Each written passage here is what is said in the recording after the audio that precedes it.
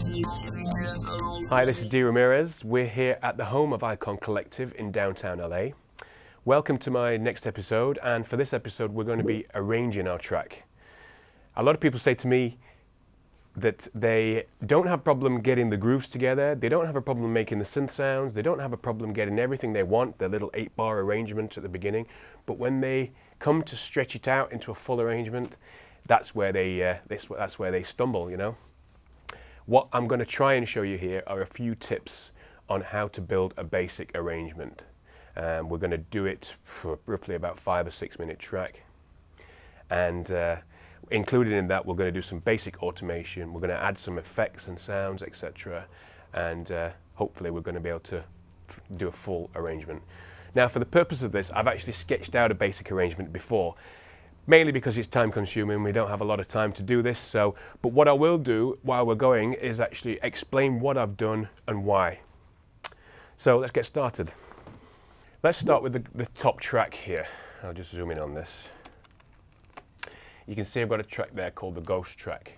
Now, what I've actually done is imported one of my old tracks. I actually imported a track that I've done previously. Track called Deviator. We've brought it into the arrangement. The reason being is I know that arrangement really works for me. It works on a dance floor, and it works in terms of being able to DJ. So what I've done is I brought it in, and if you can actually see, if we zoom in again, we can actually see the waveform. You can see where the peaks, where the drops are, where the breakdowns are, etc. Like this section here, this is the main breakdown, you can see that. So if we bring that into our arrangement, obviously you've got to make sure that the tempo is the same as the tempo you're working in. Now, if we bring that into our arrangement, it gives us a basic template of how we can arrange it. You know, it takes the thinking work out of it somewhat. So if you've got a track that you know you really like and you know works really well, and also you can actually reference the sounds to, drop it into your arrangement, and it just gives you a starting point.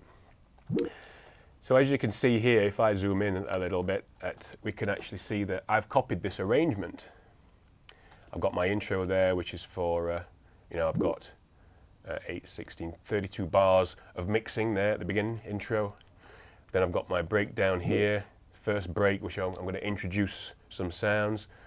Next section, you know, the arrangement carries on there. I'm adding sounds as I'm going along, etc., etc. I'm building up the intensity, I'm going along, and then I'm coming to the main break here. So I'm copying this Ghost track at the top. So that actually takes a lot of the guesswork out, because sometimes you can think, right, what am I going to do with this track now? What shall I do next? You know, you can be constantly thinking about it. That just helps. Okay, you can see that I've copied the break. Out of the break is the music comes back. And there's basically everything disappears there. There's my outro for mixing out of, okay? Right. So let's go to the intro.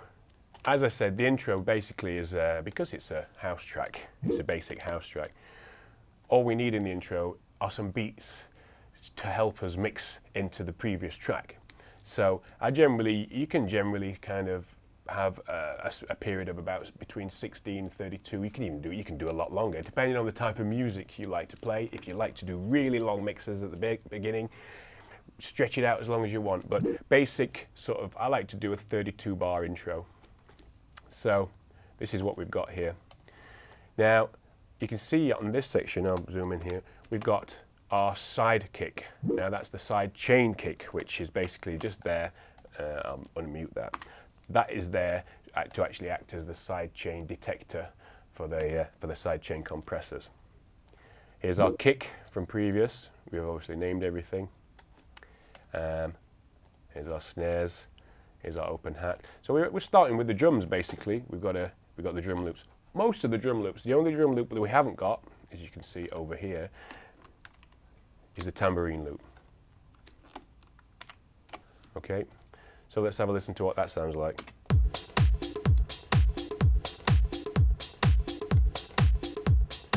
There we go. Oh, we're actually missing the guru loop as well. You can hear our tambourine pattern. That's what Steve Duda, he basically programmed that for me while he was here. That's just basically bringing the tambourine in slowly. So yeah, pretty simple, straightforward. Start with the beats. Now you can hear the bass line.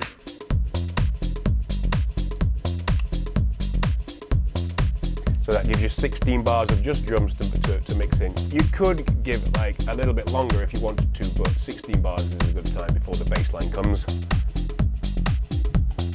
Okay, and you'll notice prior to that as well, before the bass line comes in, I've actually punctuated that section there by adding my little atomic voice there, little Barry White. Atomic. And also what I've done as well, you can see up here, I've dropped the kick. The kick drops out for 1 bar. Now, let me show you something that's interesting here. I'm actually using loops in Logic. Now, loops you can activate by pressing the L button and it turns them off. And what loops are basically, it's just looping that one pattern there. Now, I'll come out of that. If you want the loop to stop, for instance, we know it stops at bar 43, okay? You can press Alt and stop it. Okay, there's an issue here. I'll just zoom in on this section, actually. At this point here, if we want, let me zoom out. If we want to drop the kick for 1 bar, there's a couple of ways you can do it. So, let me show you. Now, this marquee tool here, now I know a lot of people don't use this or even know about it. This marquee tool here is great because what you can do is you go in there, you click on that 1 bar section, you simply press M and you can see what it does. By pressing M there, you get it mutes that last bar, but it actually starts another pattern after it, right? Because I'll show you why that's really interesting. Because if I want to, and this is the other way of doing it, you could copy that over there, you could stop that there, and then you can use your Alt button here to actually like stop the loop there. Okay, so that does essentially the same thing, but it's just a lot quicker. Yeah, Control Z, that one. Just a lot quicker to use your marquee tool. It's a far less many steps. Press M and it simply does everything for you. So there you go, the marquee tool. Now that's if you're using loops. I know some producers don't like to use loops, but personally I think it's less memory taxing as well, and but it takes a while to get your head around. Okay, so that's that section. Atomic. Simply bringing our bass line in. Okay. And you can see here nothing really happens, it's just purely 16 bars of just bass line. So we're still mixing here at this point. And you can see what's going to happen now is we're actually coming up to our breakdown, our first break. And this is where we're going to add another sound. Atomic. This is where our chord pattern comes in. Now, you can see that that stop was a bit, that changeover there was a bit harsh and abrasive. It was a bit, there was nothing sort of letting you know that the breakdown was going to happen. It just sort of happened, kind of came out of the blue. So let's have a look at how we can actually smooth that over. Okay, one of the ways we can do this is actually to accentuate that point at bar 49. Okay, let me create some extra audio tracks. Okay, we'll have audio, we'll make them stereo. Let's create maybe 5 extra audio tracks. Okay, so here we go. Now, in my audio bin, I've actually got some effects that I've dragged in from a sample library. So we've got one here called BCF3 Impact. Let's drag that in and just see what that sounds like. Probably not right, probably a little bit loud. Impact, let's go for Impact 2. Again, not quite right. Okay, we'll try Impact 5.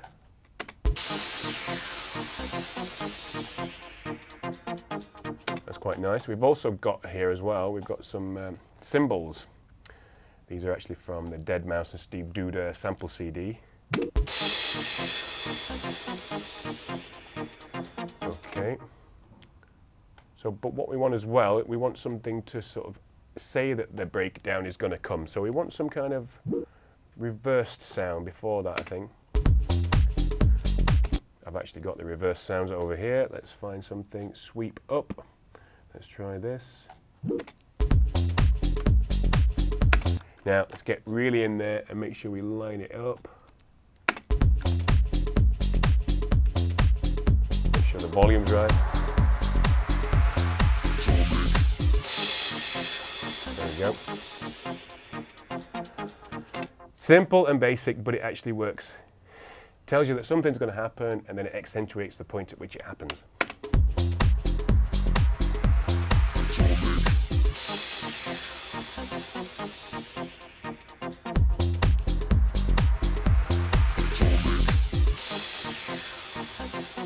Okay, so it's a good idea at this point as well to actually name what they are. That's a wind, that is a cymbal crash,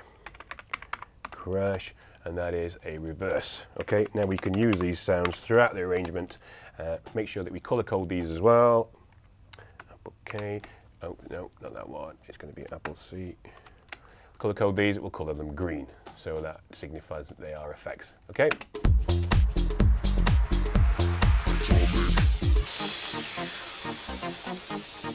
So there we go. It's basic things to actually sort of work within our arrangement and to signify that something's going to happen. Okay, we can actually use that. Now, another thing we can do as well, which is a great house technique, is to actually use some automation on this chord pattern here. There we go. This chord pattern comes in pretty full on, really. So what we can do is use the auto filter here to actually, let's have it coming in quite low, so it's kind of brooding away, and and then we can open it up as it goes along until eventually when it comes back in, it's actually at its fullest point. So it gives it a bit of movement. So what we do is we find the point we like it to start at. Now with automation we go here and we go to, if we go to latch, we can simply move that there. Now we can move that back to read. Okay, and what you'll find then, if I open up this and I press A, which is for automation, it's actually created an auto filter cutoff section, right? Okay, that's where it starts there, because we've written that in, and this is where we're going to take it to now. Now we've also got the automation curve tool, because we don't want it to be linear, we want it to actually stay down and gradually come up. So we'll use the curve tool to actually curve it up. And let's have a listen to that.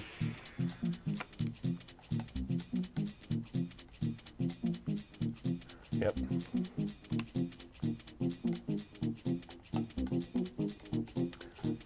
Okay, we'll put our crash after there.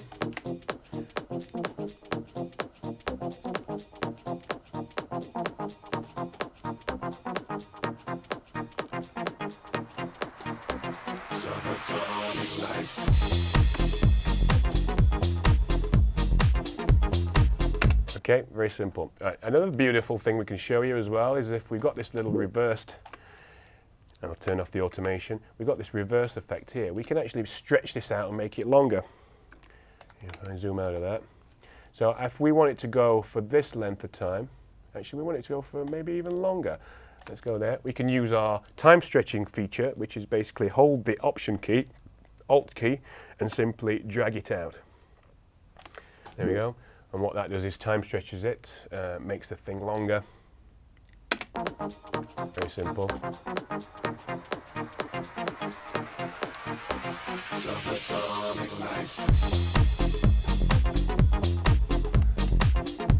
Maybe not that use that, but let's go for it.